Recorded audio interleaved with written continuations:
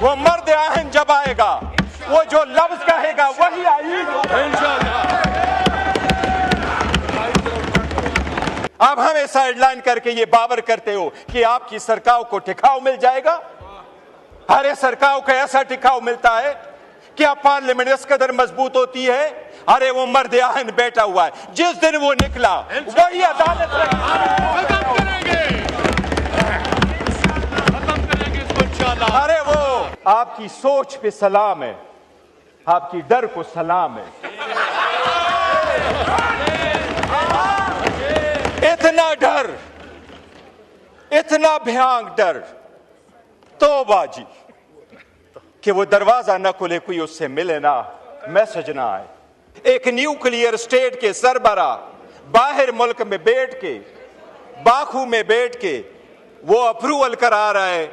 इस तरमीम को हम बाकू तरमीम कहते हैं। इस बाकी तरमीम को, इस बाकू तरमीम को, इस सुबह बेनूर को हम नहीं मानते, अवाम नहीं मानते, नहीं मानते, नहीं मानते, नहीं मानते। जरदारी तो अपने केसेस पहले मर्तबा में पार्क लेन वाले रेफरेंस में 4 अरब रुपए की करप्शन है। क्या करप्शन में आप पेश होकर के नहीं कह सकते कि मैं बेगुनाह हूं? आप नहीं कह सकते इसमें एविडेंस नहीं है?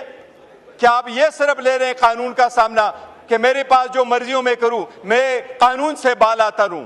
No matter how high you may be, the law is above you. हम कोशिश करेंगे, हम इनको कानून के कटोरे में लाएंगे और इंशाअल्लाह होके रहेगा। अरे क्या खाम ख्याली में रहते हो? वो मर्द आहन जब आएगा, वो जो लफ्ज कहेगा वही आईन होगा इंशाअल्लाह। अगर आजमा के देखना है,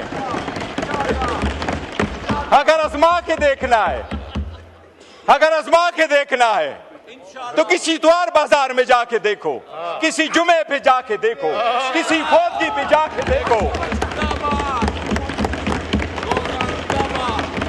हरे आईन और कानून उसकी मरहूनी मिन्नत है, करो।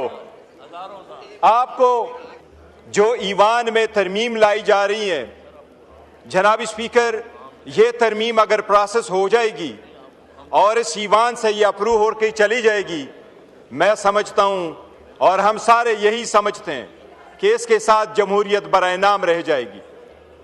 जनाब स्पीकर, सबसे पहले मैं ये अर्ज कर दूं कि ये जो तरमीम लेके आ रहे हैं, सबसे पहली बात यह है कि लास्ट टाइम जो तरामीम हो रही थी उसमें 26वीं तरमीम का जो एजेंडा था ये रह चुका था, और जिसमें उन्होंने खुद ये एडमिट कर लिया था कि वाकई वो आईन से मुतसादम है। वो एजेंडा दोबारा ये रिकॉर्ड पे ला करके अपने मेजॉरिटी के बलबूते पे ये ख़त्म करना चाह रहे हैं। जनाब स्पीकर, ताकत के बलबूते और जनाब स्पीकर अपने ज़ाती मफादात के लिए जो लोग इमारतें तामीर करते हैं, लोग उनको अपने अवामी और नेशनल मोनूमेंट नहीं समझते। अवाम उनको गुलामी की यादगारें समझते और उनके मिटाने की कोशिश करते हैं। आपका ये पिरामिड बनने से पहले गिरेगा। तारीख में पहली मर्तबा, दुनिया की तारीख में पहली मर्तबा एक न्यूक्लियर स्टेट के सरबरा बाहर मुल्क में बैठ के, बाकू में बैठ के वो अप्रूवल करा रहा है।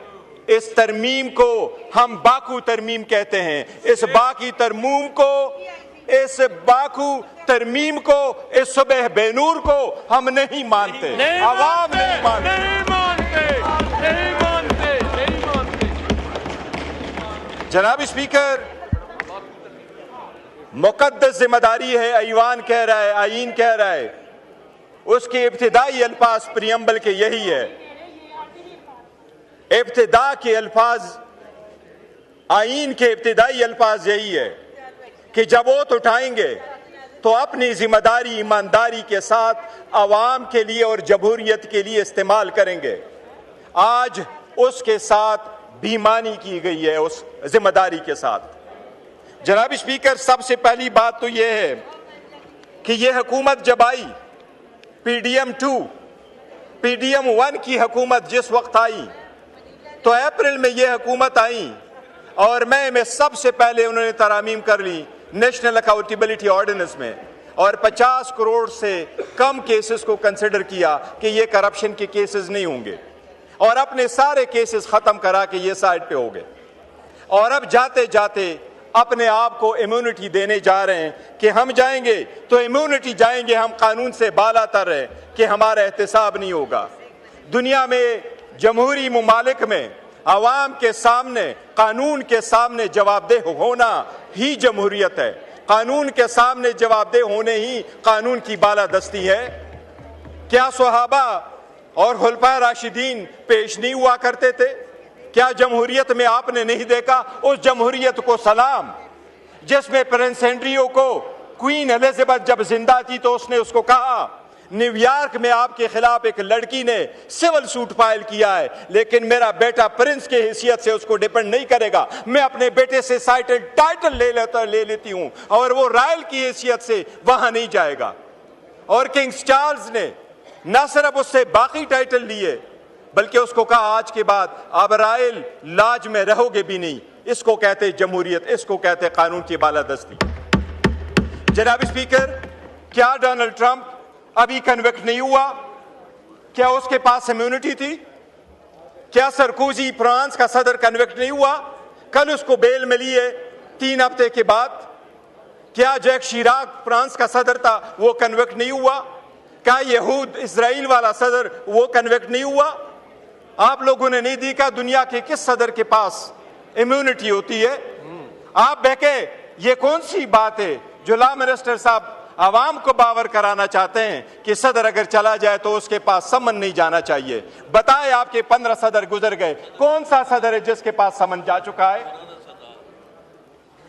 जरदारी तो अपने केसेस पहली मर्तबा में पार्कलेन वाले रेफरेंस में 4 अरब रुपए की करप्शन है। क्या करप्शन में आप पेश होकर के नहीं कह सकते कि मैं बेगुनाह हूं? आप नहीं कह सकते इसमें एविडेंस नहीं है? क्या आप ये सिर्फ ले रहे हैं कानून का सामना कि मेरे पास जो मर्जियों में करूं, मैं कानून से बालातर हूं?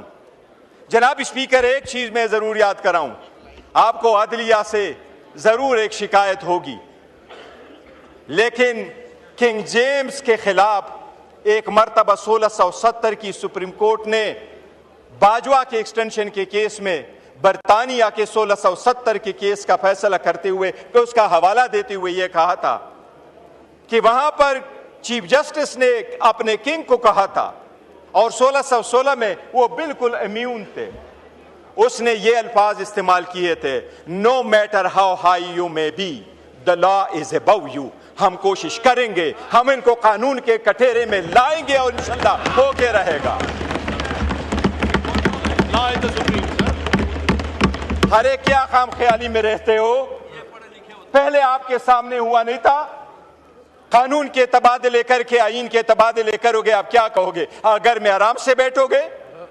आप हमें साइडलाइन करके ये बावर करते हो कि आपकी सरकार को टिकाव मिल जाएगा।